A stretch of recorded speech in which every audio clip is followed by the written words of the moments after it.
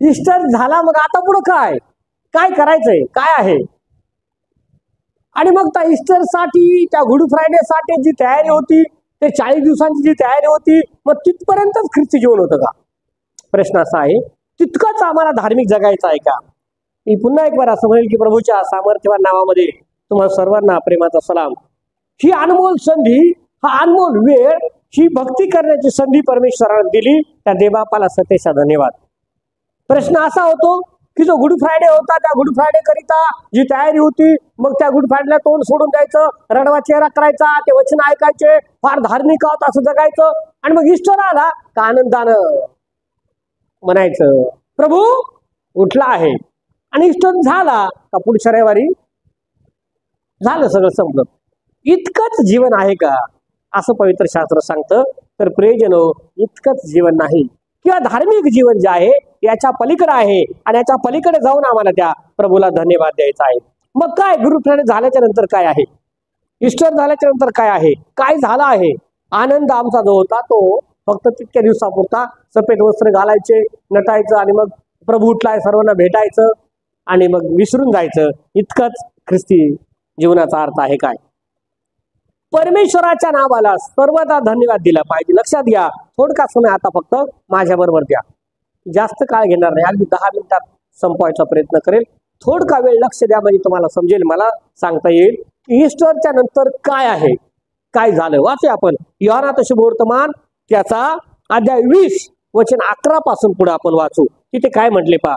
असं म्हणले तिथे, इकडे मरिया बाहेर कबरेजवळ रडत उभी राहिली होती. मरिया काय करत आहे? कबरेजवळ रडत उभी राहिली. ईस्टरच्या नंतर काय आहे? ती कबरेजवळ रडत उभी राहिली आहे, आणि रडता रडता तिने वळून कबरेत पाहिलं. रडता रडता कबरेत डोकवलं, आणि जेथे येशूचे शरीर ठेवले होते तेथे शुभ्र वस्त्र परिधान केलेले 2 देवदूत, एक उशाजवळ व एक पायथ्याजवळ बसलेला तिला पाहिला. तिला दिसला. तिला म्हणाले, बाई का रडतेस? ती त्यांना म्हणाली, त्यांनी माझ्या प्रभूला नेले व त्याला कोठे ठेवले हे मला ठावत नाही. पहा, ती कोणी शोध करत आहे? लक्षात घ्या. आता तुम्हाला ध्यानात घेतलं पाहिजे, तुम्ही लक्षात ठेवलं पाहिजे की गुड फ्रायडे झाला, त्या गुड फ्रायडेला प्रभूला वधस्तंभावर दिलं, त्या ईस्टरला तो उठला गेला. ईस्टर म्हणण्यापेक्षा आपण काय म्हणतो? पुनरुत्थानाचा दिवस. पुनरुत्थानाच्या दिवशी येशू उठला, आणि उठल्याच्या नंतर ती शब्बात होता म्हणून शनिवारी त्याला तेल मसाले घेऊन गेली नाही, पण ईस्टरला रविवारी आठवड्याच्या पहिल्या दिवशी असं म्हटले, मोठ्या पहाटेस उठून मरिया, मगदलिया, आणखी काही स्त्रिया, सोलोमी, सगळ्या स्त्रिया धावत गेल्या, कबरेकडे जाऊन पाहतात आणि मनात विचार करतात. आपण पाहिलं इतकी मोठी धोंड त्याच्यावरती लावली आहे, ती माझ्याकरिता धोंड कोण काढेल, कोण मला बाजूला करेल? आणि ईस्टरच्या नंतर काय आहे? असं म्हटलं, ईस्टरच्या नंतर जिवंत झालेला येशू ख्रिस्त आम्हाला पाहायचा. हालेलुया, मोठ्या मला हालेलुया. ईस्टरच्या नंतर काय आहे? पुनरुत्थित झालेला प्रभू येशू ख्रिस्त आहे. मरिया, मगदलिया, सलोमी, हजारो स्त्रिया, हजारो लोक आज सुद्धा येशूला कुठे पाहतात? मृतांमध्ये शोधत आहेत. कुठे शोधतात? माउंट मेरीला शोधत आहेत. कुठे शोधतात? हरेगावला शोधत आहेत. कुठे शोधतात? मूर्तीमध्ये शोधत आहेत. कुठे शोधतात? पुतळ्यांमध्ये शोधत आहेत. कुठे शोधतात? कबरांमध्ये शोधत आहेत. कुठे शोधतात? दगडाच्या लाकडांच्या मूर्तीमध्ये शोधतात. पण प्रभू तिला म्हणाला आहे, काय म्हटले पहा, तू कोणाचा शोध करते? इथे काय पाहायला आली? ती म्हणते, मी सुगंधी द्रव्य, सुगंधी तेल घेऊन आले. त्या येशूला तुझ्या सुगंधी तेलाची गरज नाही, तो उठला आहे. मी तुम्हाला म्हणालो तिथं शारणचा गुलाब आहे, त्याला काय तुम्ही सुगंध द्याल? तो सर्वसमर्थ देव आहे, तो राजांचा राजा आहे, तो उठला आणि तो तेथे नाही. 14-15 वचनामध्ये काय म्हटले पहा, वाचा. असे बोलून ती पाठमोरी फुरली, तो तिला येशू उभा असलेला दिसला, परंतु तो येशू आहे हे तिने ओळखलं नाही. पहा, येशू ख्रिस्त पुनरुत्थित झाला, तो तिला बोलत आहे, पण ती त्याला ओळखू शकली नाही, कारण तो आता काय झालाय? बदललेला आहे. मरिया तीच होती. हालेलुया, मोठ्या बरं हालेलुया. मरिया तीच आहे. आमचं धार्मिक जीवन वर्षानुवर्ष तसंच राहतं, बदलत नाही. मर्यादा तीच आहे, पण येशू मात्र बदलला. येशू तोच होता का? नाही, येशू बदललाय. तो पुनरुत्थित झालेला प्रभू आहे. आणि मग येशू बदललेला आहे. आमचा प्रभू सामर्थ्यशाली आहे. तो आमच्यासाठी मरणातून उठला, तो स्वर्गात घेतला गेला. हजारो लोकांना त्याला पाहिलं. जे परमेश्वरानं बंद केलं, लक्षात घ्या, जे देवानं बंद केलं ते कोणाच्यानं बोलता येणार नाही, उघडता येणार नाही. आणि जे परमेश्वरानं उघडलं ते कोणाच्यानं बंद करता येणार नाही. ती कबर रिकामी परमेश्वरात ते साक्षी देते की प्रभू तेथे नाही. तो धोंडा साक्षी देतो की प्रभू तेथे नाही. ते देवदूत साक्षी देतात की प्रभू तेथे नाही. तो उठला आहे.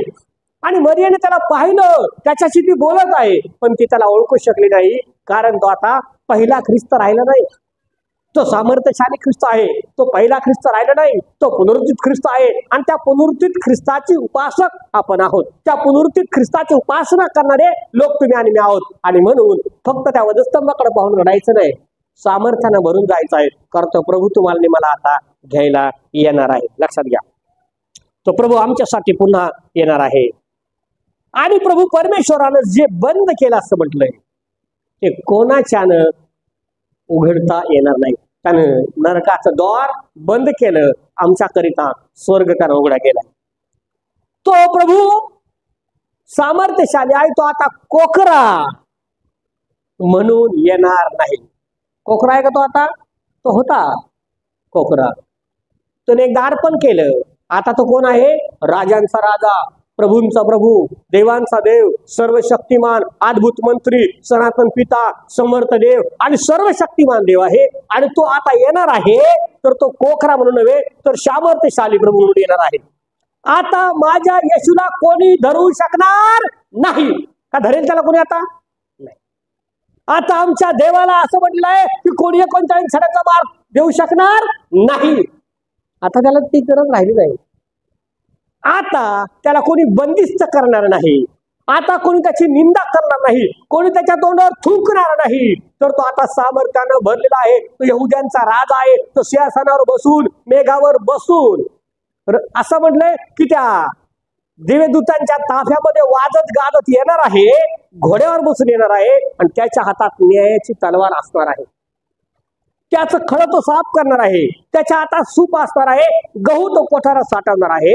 आणि भूस न जाळणाऱ्या अग्नीत जाळून टाकणार आहे. तो परमेश्वर आमचा येणार आहे. तो यहुद्यांचा सिंह म्हणून येणार आहे.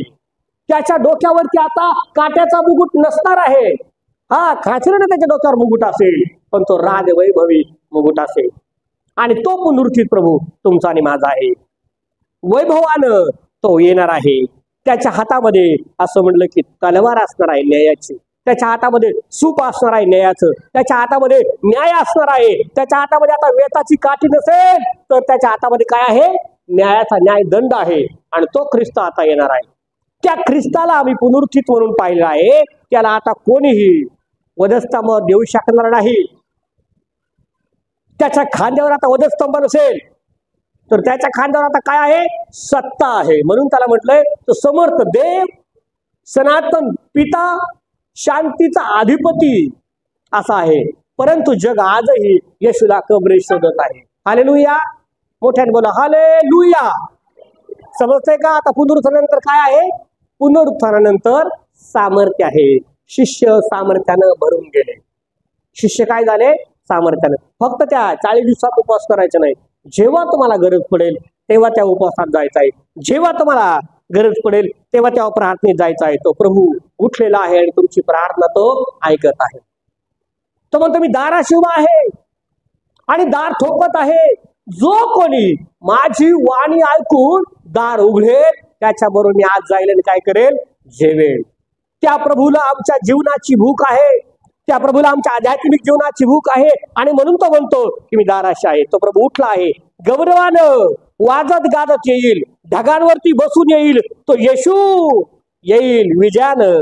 त्याला कोणीही मारू शकणार नाही, कोणी धरू शकणार नाही. कोणीही असं म्हटलेलं आहे की त्याच्याकडे नजरेने नजर मिळून सुद्धा पाहू शकणार नाही. इतकं तेजस्वी रूप, सूर्यासारखं तेजस्वी रूप त्याचं राहील. वचन 16 वाचा काय म्हटलंय पहा, तुम्हाला पाहायला मिळेल.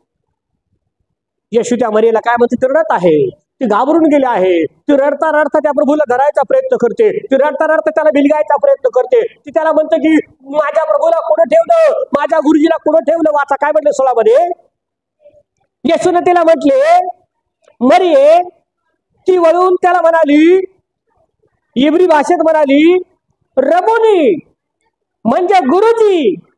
येशूने तिला म्हटले मला बिलगून बसू नको, कारण मी अद्याप बस. काय म्हटलं येशू तुला, काय म्हणतो, ए मरिये मला बिलगून बसू नको, उठ चल आता. तो लाड नाही आता, पहिले येशू राहिलो नाही आता.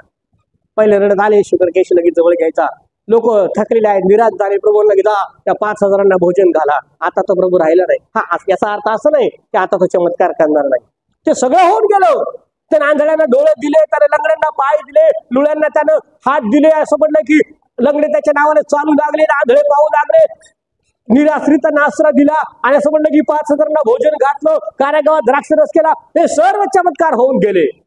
एवढंच नाही, त्यानं मुर्द्यांना उठवलं, यायराच्या कन्येला सुद्धा मृत्यू झालेलं उठवलं, आणि लाजराला कबरेतून त्यानं बाहेर आणलं. हे सगळं झालं. आता त्याच्या पलीकडे आहे तो. बोलो हालेलुया. त्याच्या पलीकडे आहे तो, न्यायाधीश म्हणून आमच्याकडे येणार आहे. तो त्याच्या मंडळीला घ्यायला येणार आहे, तो त्याच्या लेकरांना घ्यायला येणार आहे. म्हणून देवाच्या प्रिय लेकरांना फक्त सणापुरतं ख्रिस्ती जीवन जगू नाही. मी नेहमी तुम्हाला सांगत आहे, ख्रिसमस आला म्हणजे तयारीला लागायचं, फार आनंदी व्हायचं असं नाही. प्रति रविवारी बोला हालेलुया. तो येशू ख्रिस्त काल, तो येशू ख्रिस्त आज, तो येशू ख्रिस्त उद्या सारखाच आहे. बदललाय का? नाही बदलला. मरिया तशीच आहे, येशू बदलून गेला. तीच मरिया आहे. तिला असं वाटतंय की माझा प्रभू कबरेत आहे, आणि मग मी कबरेकडे जाऊन त्याला शोधेल, आणि माझ्या प्रभूला मी पाहिल, आणि त्याला मी कबरेच्या बाहेर काढेल, आणि मी त्याला बसायला लावेल. ती त्या कबरेमध्ये शोधत आहे, पण तो म्हणतो तुम्ही जिवंत आता शोध मेलेल्यांमध्ये काय करता. तो मेला होता, पण आता तो जिवंत आहे. का तिथे आता शास्त्र सांगतं त्याची साक्ष देण्याकरिता 1000 लोक आहेत. शास्त्र सांगतं तो दगडाचा धोंडा त्याची साक्ष देत आहे. शास्त्र सांगतो तो देवदूत त्याची साक्ष देत आहे. तो प्रभू तेथे नाही, तो उठला आहे. आणि मग प्रभू तिला सांगत आहे की मरिये, इथे बसून मला बिलगू नकोस, इथे बसून मला आळा घालू नकोस, माझे पाय धरू नकोस, माझ्याजवळ बसू नकोस, निघ इथून, चालती हो जा. आणि जाऊन काय कर, माझ्या बांधवांना सांग तुझे पाहिलंच ते. शास्त्र सांगतं पुनरुत्थानानंतर काय आहे, तर पुनरुत्थानानंतर सुवार्थ आहे. बोला हालेलुया. मोठ्याने बोला हालेलुया. जर तुम्हाला ख्रिस्त समजला आहे, जर तुम्हाला देव समजला आहे, जर तुम्हाला देव कळाला, तर शास्त्र सांगतो सुवार्थ सांगण्याची जबाबदारी परमेश्वराने आपल्याला दिली आहे. ही मर्यादा तिथे जाते ते देवाकडं, आणि त्याला मसाले लावायचा प्रयत्न करते, पण तो तिला म्हणतो की तुला इथे थांबायची गरज, तू जाऊन सांग की तो येशू काय झाला आहे, उठला आहे. येशू आता कबरेत नाही, जा. आणि ते निघाली, आणि त्या स्वार्थानं ती भरून गेली, आणि तिने जाऊन शिष्यांना सांगितलंय. वाचा पुढे काय म्हटलंय. हा, मी अजून पित्याजवळ वर गेलो नाही,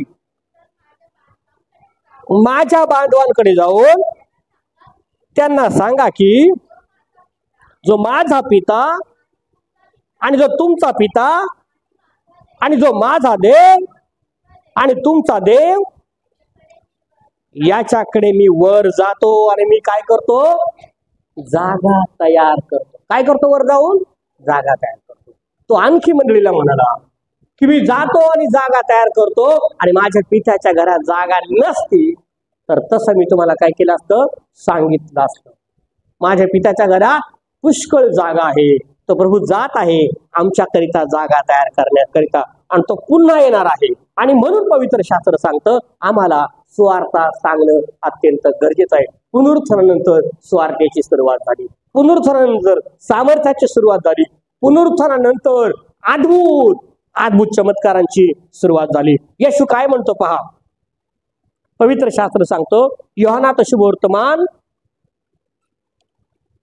त्याचा 12वा अध्याय आणि 44 वचनामध्ये काय म्हटलंय, असं म्हटलं, तेव्हा येशू मोठ्याने म्हणाला, जो माझ्यावर विश्वास ठेवितो तो माझ्यावर विश्वास ठेवित नाही, तर ज्याने मला पाठविले त्याच्यावर विश्वास ठेवतो. हालेलुया.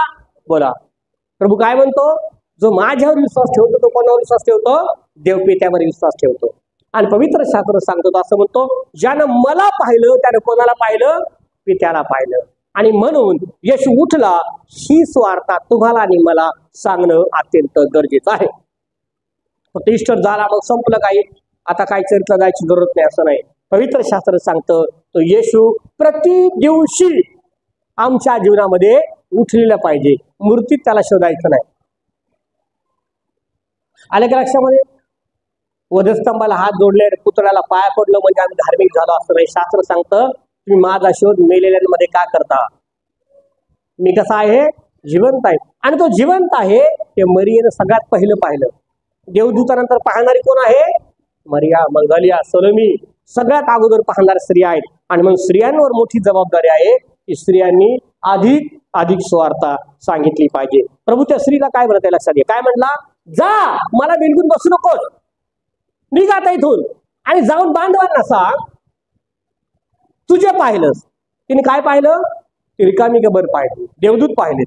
देवदूतांना म्हणते की तुम्ही माझ्या प्रभूला नेलेलं पाहिलं का? कुठे ठेवलं त्याला सांगितलं का? ती आणखी प्रभूला जाऊन म्हणते की माळी दादा माझ्या प्रभूला कुठे नेलं तुम्हाला, तुम्ही मला सांगाल का? प्रभू तिला म्हणतो की मी अद्याप देव स्वर्गात गेलो नाही, अद्याप देवपित्याकडे गेलो नाही, म्हणून मला बिलकुल बसू नको, जा, जे पाहिलंच ते जाऊन सांग. पवित्र शास्त्र सांगतं की आता सुवार्ता सांगण्याचा समय आहे, कारण येशू येणार आहे. आणि नक्की ठरला आहे आता की तो येणार आहे. अगदी जवळ थोडके दिवस राहिले. कारण जगात जे घडत आहे त्याचा अभ्यास करता ते पाहता तुम्हाला पाहायला मिळेल की प्रभूचं येणं अगदी जवळ झालं. युद्ध शास्त्र सांगतं त्याप्रमाणे घडत आहे. युद्धाच्या अवया शास्त्र सांगतं त्याप्रमाणे होत आहे. देश देशावर उठेल शास्त्र सांगतं त्याप्रमाणे होत आहे. माणूस माणसाला ओळखणार नाही शास्त्र सांगतं त्याप्रमाणे होणार आहे. आणि ते सगळं घडत आहे. आणि म्हणून प्रभू काय म्हणतो? जो माझ्यावर विश्वास ठेवितो तो कोणावर विश्वास ठेवतो? देवपित्यावर. आणि म्हणून प्रभू उठला हा तुमचा आणि माझा विश्वास असला पाहिजे. प्रभू उठला हा तुमचा आणि माझा विश्वास आहे. ते शास्त्र काय सांगतं पाहतो, असं म्हटलंय त्याने ज्यानं मला पाहिले, त्याने ज्याने मला पाठवले आहे त्याला तो पाहतो. जो कोणी माझ्यावर विश्वास ठेवितो त्याने अंधकारात राहू नये म्हणून मी जगात प्रकाश असा आलो. आणि जो कोणी माझी वचने ऐकतो पण ती पाळीत नाही त्याचा न्याय मी करीत नाही, कारण मी जगाचा न्याय करण्यासाठी नव्हे तर जगाचे तारण करण्यासाठी आलो आहे. जो माझा अव्हेर करीतो व माझ्या वचनांचा स्वीकार करीत नाही त्याचा न्याय करणे कोणी आहे? जे वचन मी सांगितले तेच शेवटल्या दिवशी त्यांचा न्याय करेल. पवित्र शास्त्र काय सांगतं की जे वचन तुम्ही ऐकले आहे ते वचन तुमचा काय करणार आहे? शेवटल्या दिवशी न्याय करणार आहेत. आणि म्हणून त्या वचनांकडे बारकाईनं लक्षपूर्वक लक्ष द्यायचं. बोला हालेलुया, मोठे बोला हालेलुया, मोठे बोला हालेलुया, हालेलुया. शेजारच्याला सांगा प्रभू तेथे नाही. मोठ्याने सांगा, म्हणजे मला ऐकायला गेलं. शेजारच्याला सांगा प्रभू तेथे नाही. येशूनं तिला सांगितलं. कुणाला सांगितलं? मरियेला. काय सांगितलं? जा,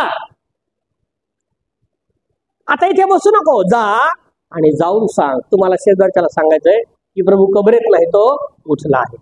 आणि प्रभू काय म्हणतो लक्षात घ्या, ज्यानं माझ्यावर विश्वास ठेविला त्यानं देवपित्यावरती विश्वास ठेवला.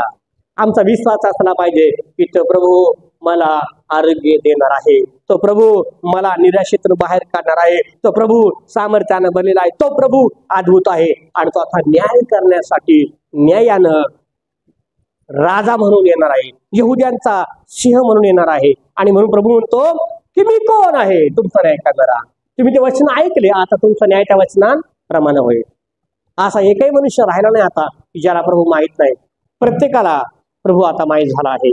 आणि तो प्रभू प्रत्येकाच्या जवळ आहे. त्याकरिता त्याला ओळखणं फार गरजेचं आहे. आता तो मृत्यू झालेला ख्रिस्त आमचा नाही, आता तो कबरेमध्ये असणारा ख्रिस्त नाही, तर आता तो पुनरुत्थित झाला आहे.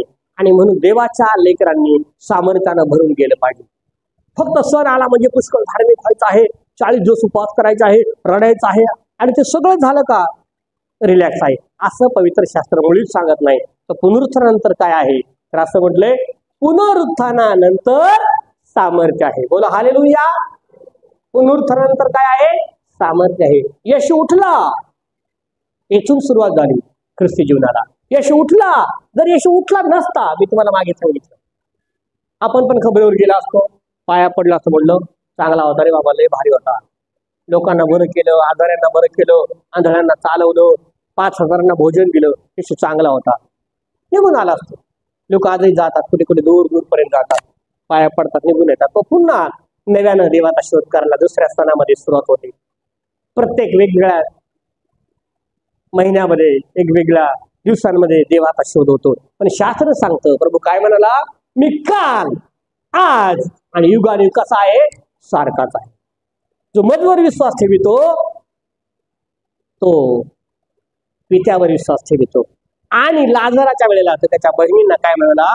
जो मजवर विश्वास ठेवितो तो मेला असला तरी जगेल. बोला हालेलुया. मेला असला तरी जगेल. आणि जो जिवंत असून मजवर विश्वास ठेवितो तो कधीच मरणार नाही. शास्त्र सांगतं, पुनरुत्थान हे आम्हाला शिकवतं की मरणानंतर सुद्धा आम्हाला जीवन आहे. हालेलुया. लोक मंदिर की ते कोणी पाहिलं? मरणानंतर जीवन आहे म्हणून शास्त्र सांगतं. 12वा अध्याय 44 वचनांपासून पुढे वाचा, तुम्हाला समजेल की मरणानंतर जीवन आहे. मरणानंतर सार्वकालिक जीवनाची आशा आहे. आणि म्हणून देवाच्या लोकांनो, येशू पुनरुत्थित झाला नसता तर आमचं सुद्धा पुनरुत्थान नसतं. येशू पुनरुत्थित झाला ही मोठी साक्ष आहे. येशू पुनरुत्थित झाला त्याचा मोठा पुरावा आहे. येशू पुनरुत्थित झाला ही एक अद्भुत गोष्ट आहे. जगातील सर्व लोक आतापर्यंत जे मेले ते पुन्हा कधी उठले नाही, जे उठले ते पुन्हा मेले. याईराच्या कन्येला प्रभूने उठवलं, आता ते आहे का? नाही. लाजराला प्रभूने उठवलं, आता तो आहे का? हजारो लोक उठले, आता ते आहेत का? पण एकच आहे की जो मेला होता पण तो पुन्हा उठला, आणि तो कोण आहे? प्रभू येशू ख्रिस्त आहे. आणि आजही तो त्याच्या प्रियजनांना भेटतो, आजही तो त्यांना दर्शन देतो, आजही तो अद्भुत रीतीने त्यांची काळजी घेतो. पवित्र शास्त्र सांगतं की आमचा प्रभू सदा सर्वदा सारखाच आहे, तो कधीही बदलणार नाही. म्हणून कधीही देवाच्या लेकरांनो निराश व्हायचं नाही, कधी देवाच्या लेकरांनो हताश व्हायचं नाही. पवित्र शास्त्र सांगतो, तो प्रभू असं म्हणतो, मी तुम्हाला कधीच सोडणार नाही, कधीच टाकणार नाही. तो असं म्हणतो, जे माझ्या वचनांचा आवेग करीतात, जे माझे वचन स्वीकारित नाहीत त्यांचा न्याय होईल शेवटल्या दिवशी त्यांच्या वचनाप्रमाणे. पण जे माझ्या वचनांचा स्वीकार करतात, जे माझे वचन ऐकतात, त्याप्रमाणे आचरण करतात, ते सार्वकालिक जीवनाचे हकदार आहेत.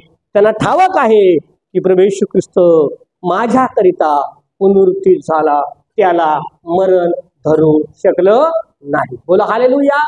आता प्रभूला कोणी पकडणार नाही, आता त्या प्रभूच्या तोंडावर कोणी थुंकू शकणार नाही, आता त्या प्रभूला कोणी मारू शकणार नाही, आता त्या प्रभूला कोणीच कैद करू शकणार नाही, त्याला कैद सुद्धा कोणी करू शकणार नाही. शास्त्र सांगतो, तो मरणात उठला आणि तो स्वर्गात घेतला गेला. हजारो लोकांनी त्याला पाहिलं, साक्ष दिली.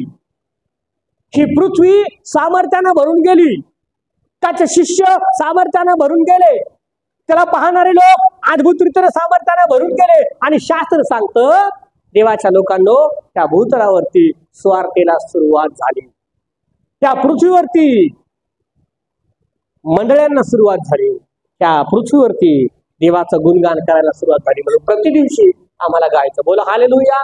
फक्त ईस्टर पुरतं नाही गायचं, रोज देवाला धन्यवाद करायचा, रोज देवाची प्रार्थना करायची, रोज परमेश्वराची आराधना करायची, रोज देवाचं वचन वाचायचं. मी तुम्हाला सांगत आहे, हे वचन फक्त आणि फक्त देवाशी बोलण्याचं एक साधन आहे. तेव्हा तुम्ही निराश होता, तुमचे उत्तर यात मिळतील. तुम्ही उदास होता, तुमचे उत्तर यात मिळतील. तुम्ही थकता, तुमचे उत्तर यात मिळतील. तो म्हणतो, कोणी दुःखी आहे त्यानं गीत गावे. तुम्ही दुःखी आहात, देवाचं भजन गा, गाणं गा, देव तुम्हाला त्यातून बोलेल. दे बाप या सर्व वचनांच्या कर्वे तुम्हाला मला आशीर्वादित करो. आमेन. यावेळेला सेक्रेटरी समोर येतील, ज्या सूचना आहेत त्या सूचना सांगतील.